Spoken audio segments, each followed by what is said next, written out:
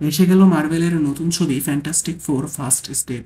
ব্রহ্মাণ্ডের সবচেয়ে শক্তিশালী ভিলেন প্ল্যানেট ইটার গ্যালাক্টাস পৃথিবীর দিকে দিয়ে আসছে পৃথিবীকে খাওয়ার জন্য। কিন্তু তার বিরুদ্ধে লড়াই করবে চারজন সুপারহিরো। তারা কিভাবে গ্যালাক্টাস থেকে পৃথিবীকে রক্ষা করে, আসুন তা আজকের এক্সপ্লেনেশনে জেনে নেই। ভিডিও শুরু করার আগেই বলতে চাই, আমি ইউটিউবে নতুন, তাই আমার ভুল ত্রুটি ক্ষমা দৃষ্টিতে দেখে আমার চ্যানেলটি সাবস্ক্রাইব করে আমার সাথে থাকবেন এবং ভিডিওটি ভালো লাগলে লাইক ও কমেন্ট করবেন। চলুন এক্সপ্লেনেশন শুরু করা যাক। মুভির শুরুতে দেখানো হয় রিড রিচার্ড এবং তার ওয়াইফ সু স্টর্মকে, যেখানে তারা মাত্রই জানতে পারে তারা বাবা মা হতে যাচ্ছে। তারা অনেক দিন ধরেই বাচ্চা নেওয়ার চেষ্টা করছিল এবং অবশেষে সফল হওয়ায় তারা খুবই খুশি হয়। কিন্তু তারা এটা নিয়ে দুশ্চিন্তায় পড়ে যায় তাদের বাচ্চারও কি তাদের মতো সুপার পাওয়ার থাকবে নাকি। এরপর আমরা জানতে পারি 4 বছর আগে রিড রিচার্ড, তার বন্ধু বেন, সু ও তার ভাই জনি স্পেসে এক্সপ্লোরেশনের জন্য যায়। কিন্তু তাদের স্পেসশিপ একটা কসমিক জ্বরের কবলে পড়ে যায়, যা তাদের জীবনকে সম্পূর্ণরূপে বদলে দেয়। কেননা এরপর থেকে তাদের মাঝে সুপার পাওয়ার চলে আসে। বেন হয়ে যায় পাথরের মতো এবং অনেক শক্তিশালী। রিড রিচার্ডের কাছে রাবারের শক্তি চলে আসে। আর সু ইনভিজিবল হতে পারে ও ফোর্স ফিল্ড তৈরি করতে পারে। জনির কাছে আগুনের শক্তি চলে আসে। তাদের এই টিমের নাম হয়ে যায় ফ্যান্টাস্টিক ফোর। তারা সবাই মিলে এই পৃথিবীকে অনেকবার বিপদের হাত থেকে উদ্ধার করেছে। তাদের মধ্যে রিড একজন ইন্টেলিজেন্ট সায়েন্টিস্ট ছিল, আর সু রাজনৈতিকভাবে সবগুলো দেশের মধ্যে পৃথিবীতে শান্তি স্থাপনের চেষ্টা করে। এমনকি সে আন্ডারওয়ার্ল্ডের লিডার হার্বির সাথেও সমঝোতা করে নেয়, যার কারণে পুরো দুনিয়া ফ্যান্টাস্টিক ফোরকে অনেক ভালোবাসে। তো এখন সানডে ডিনারের সময় জনি এবং বেন রিড ও সু এর জন্য অপেক্ষা করছিল। তারা এই প্রথম সানডে ডিনারের জন্য লেট হয়। তো যখন রিড এবং সু আসে, বেন তাদের চেহারা দেখেই বুঝে যায় সু প্রেগনেন্ট। এই খুশিতে তারা সবাই সেলিব্রেট করতে শুরু করে এবং পুরো দুনিয়া এই খবর জেনে যায়। তারা তাদের সম্পূর্ণ বাসা বেবি প্রুফ করে দেয় এবং সবাই এইটা ভাবতে থাকে বেবির কাছেও কি কোনো পাওয়ার থাকবে কিনা। রিড যখন রিসার্চ করতে থাকে তখন সে স্পেস থেকে নতুন নতুন ট্রান্সমিশন মেসেজ তার যন্ত্রে রিসিভ করছিল। রিড টেলিপোর্টেশনের উপরও রিসার্চ করছিল এবং সে একটি ডিমকে এক জায়গা থেকে অন্য জায়গায় টেলিপোর্ট করতে সক্ষম হয়। কিন্তু এর জন্য অনেক বেশি এনার্জির দরকার হচ্ছিল। এরপরে জনি স্পেস থেকে আসা ট্রান্সমিশন মেসেজগুলো শুনতে লাগে, যা কিনা সম্পূর্ণ ভিন্ন একটি ভাষায় ট্রান্সমিট করা হয়েছে। এরপর সু তাদের রোবট হার্বিকে বাচ্চার জন্য বেবি ক্রিপ বানাতে দেখে। তখন সু রিচার্ডকে বলে, ক্রিপ তো তোমার বানানো উচিত ছিল। তখন রিচার্ড সুকে বলে, আমি এমন একটা মেশিন বানিয়েছি যা দিয়ে বাচ্চার কোনো সমস্যা আছে কিনা তা জানা যাবে। তখন সু এত সব টেস্টে বিরক্ত হয়ে বলে, আমরা অনেক টেস্ট করিয়েছি, টেনশন করো না, বাচ্চা সুস্থ এবং নর্মাল আছে। এরপর সে নিজের শরীরকে হালকা ইনভিজিবল করে বাচ্চাকে দেখায়। বাচ্চাকে সুস্থ দেখে রিডও অনেক খুশি হয়। এরপর দেখা যায় রিড আশেপাশের সব ক্রিমিনালকে অ্যারেস্ট করা শুরু করে এবং সে পুরো দুনিয়াকে বেবি প্রুফ বানানোর চেষ্টা করছে। কিন্তু তখনই দেখা যায় স্পেস থেকে তাদের কাছে একজন আসছে। তখন জনি কাছে গিয়ে দেখে এটা একজন মেয়ে, যে কিনা আসলে সিলভার সার্ফার ছিল। তখন সিলভার সার্ফার ফ্যান্টাস্টিক ফোরদের জিজ্ঞাসা করে তারা কি এই গ্রহের প্রোটেক্টর কিনা। তখন রিড রিচার্ড হ্যাঁ বললে সিলভার সার্ফার বলে যে তোমাদের এই গ্রহ খুব জলদি ধ্বংস হতে যাচ্ছে, তোমাদের গ্রহকে গ্যালাক্টাস খেয়ে ফেলবে, তাই তোমাদের কাছে যতটুকু সময় আছে ততটুকু সময় হাসি খুশি কাটাও। সিলভার সার্ফার এসব বলে যখন চলে যাচ্ছিল তখন জনি তার পিছনে গিয়ে তার বোর্ডটি ধরে ফেলে।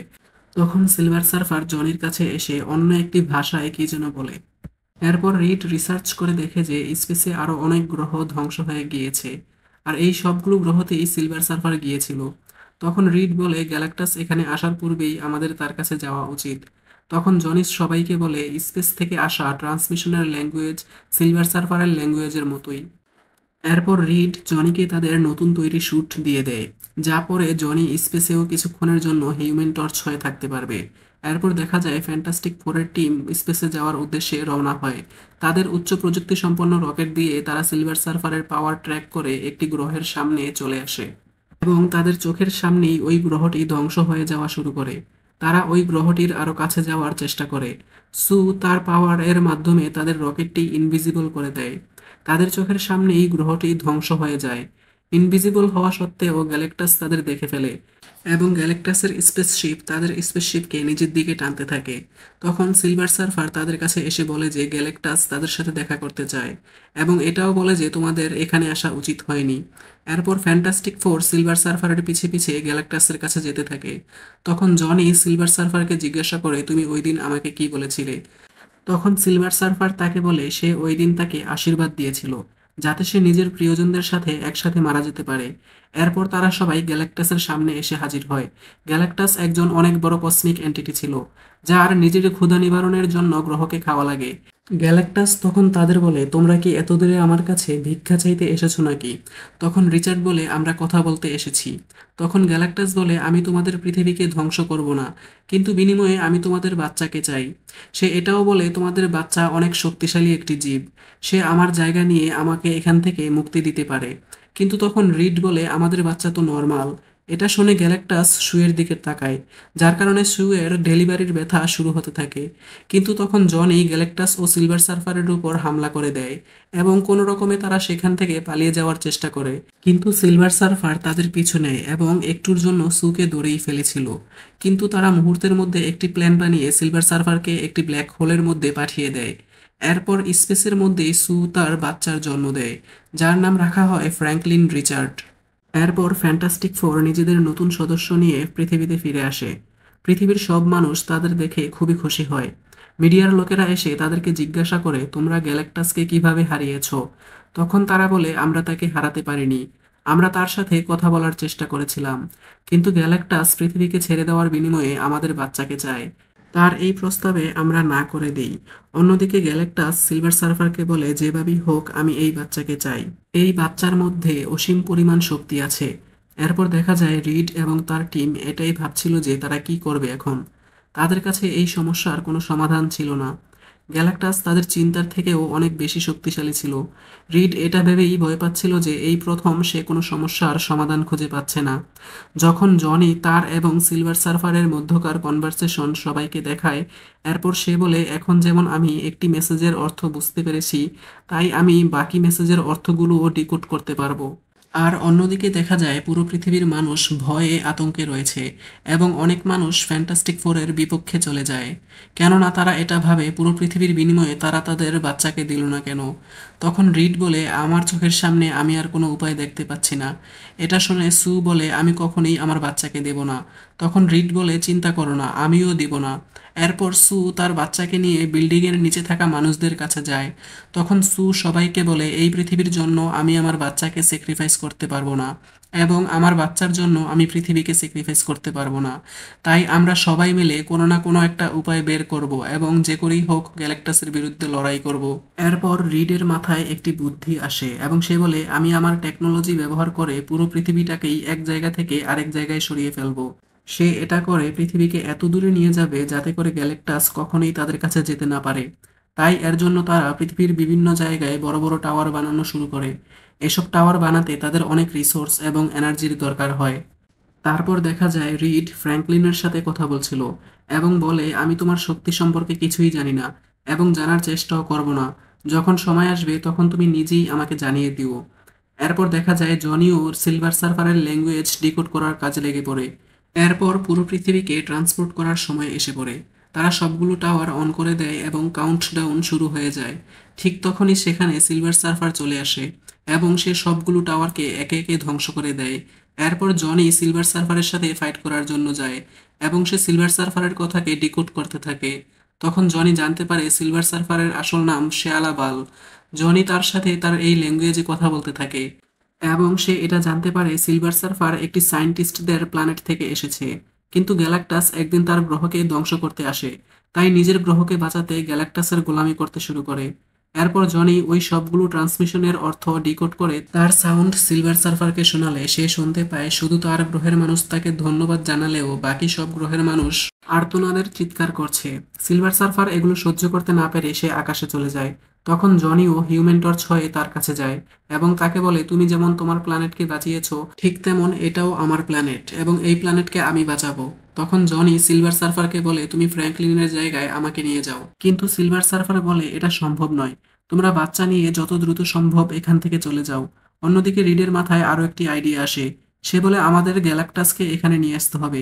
এরপর টাইম স্কোয়ারে আমরা তাকে এমন একটি জায়গায় টেলিপোর্ট করে দিব যেখান থেকে সে আমাদের কাছে আসতে পারবে না। কিন্তু এই কাজের জন্য তাদের 37 সেকেন্ডের জন্য গ্যালাক্টাসকে টাওয়ারের মাঝে রাখতে হবে। কিন্তু তখন সবাই বলে আমরা গ্যালাক্টাসকে এখানে আনবো কিভাবে?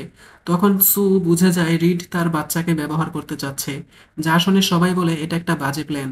তখন রিড বলে এটা ছাড়া আর কোনো অপশন নেই। এরপর তারা এর জন্য সবকিছু তৈরি করছিল, কিন্তু এর জন্য তাদের এই পুরো এলাকাকে খালি করতে হবে। তখন সু এর জন্য আন্ডারগ্রাউন্ডের লিডার হার্বির সাহায্য নেয় এই কাজ করার জন্য। তখন সু হার্বিকে বলে পুরো পৃথিবী এই মুহূর্তে বিপদে আছে, তোমার কিছু সময়ের জন্য হলেও পৃথিবীর মানুষকে আন্ডারগ্রাউন্ডে নিয়ে আসতে হবে। এবং হার্বিও এতে রাজি হয়ে যায়। এরপর দেখা যায় গ্যালাক্টাস পৃথিবীর কাছে চলে আসে। তাকে দেখে রিড এবং সু ফ্র্যাঙ্কলিনকে টাইম স্কোয়ারের মাঝে রেখে দেয়। এরপর দেখা যায় গ্যালাক্টাস তার শিপ থেকে নেমে নিউ ইয়র্কে পৌঁছে যায়। এরপর সে স্ক্যান করে ফ্র্যাঙ্কলিনকে খুঁজে বের করে ফেলে। গ্যালাক্টাস ফ্র্যাঙ্কলিনের কাছে গেলে জনি গ্যালাক্টাসের চোখের মধ্যে হামলা করে দেয় এবং ফ্র্যাঙ্কলিনকে আবারও তাদের বাসায় রেখে আসে। রিড মেশিনগুলো চালু করার জন্য অপেক্ষা করছিল, কিন্তু গ্যালাক্টাস টাওয়ারের মাঝে পা না দিয়ে আবারও স্ক্যান করে ফ্র্যাঙ্কলিনকে দেখে ফেলে।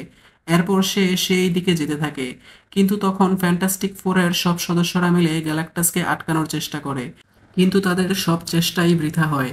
দেখা যায় গ্যালাক্টাস ব্যানকে স্পেসে ছুঁড়ে ফেলে দেয় এবং জনি ব্যানকে বাঁচাতে চলে যায়। এরপর গ্যালাক্টাস শু এর গাড়িকে হাত দিয়ে ফেলে দেয়। এরপর রিড যখন গ্যালাক্টাসের উপর হামলা করতে যায় তখন গ্যালাক্টাস তাকে ধরে তার বডিকে রাবারের মতো স্ট্রেচ করতে থাকে। তখনই সেখানে জনি ও ব্যান চলে আসে। তারা এসে রিডকে বাঁচিয়ে নেয়। এরপর গ্যালাক্টাস তাদের বিল্ডিংয়ের কাছে গিয়ে ফ্র্যাঙ্কলিনকে নিয়ে নেয়। এটা দেখে সু তার সম্পূর্ণ ক্ষমতা ব্যবহার করে গ্যালাক্টাসকে আটকাতে লেগে পড়ে। সে তার বাচ্চাকে বাঁচানোর জন্য তার লিমিটের থেকেও বেশি শক্তি ব্যবহার করছিল।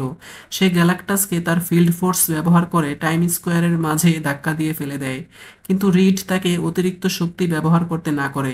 তখন সু রিডকে বলে সে যাতে তার বাচ্চার খেয়াল রাখে। এরপর দেখা যায় ব্যান একটি বিল্ডিং ভেঙে গ্যালাক্টাসের ব্যালেন্স নষ্ট করে দেয়। এরপর জনি টাওয়ারের মেশিন অন করে দেয়, আর রিড ফ্র্যাঙ্কলিনকে নিয়ে সেখান থেকে বেরিয়ে পড়ে।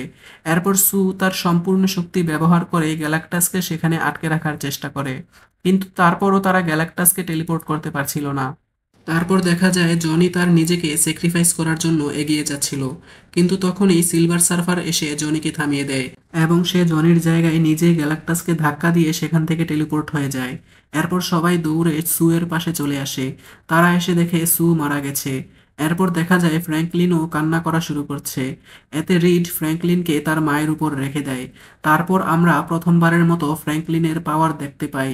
সে তার শক্তি ব্যবহার করে তার মাকে জীবিত করে তোলে। সু আবারও নড়াচড়া করছিল এবং শ্বাস নিচ্ছিল। এটা দেখে সবাই খুশি হয়ে যায় এবং ফ্র্যাঙ্কলিনও হাততালি দিতে শুরু করেছিল। আর এর মাধ্যমেই শেষ হয় আমাদের এই মুভিটি।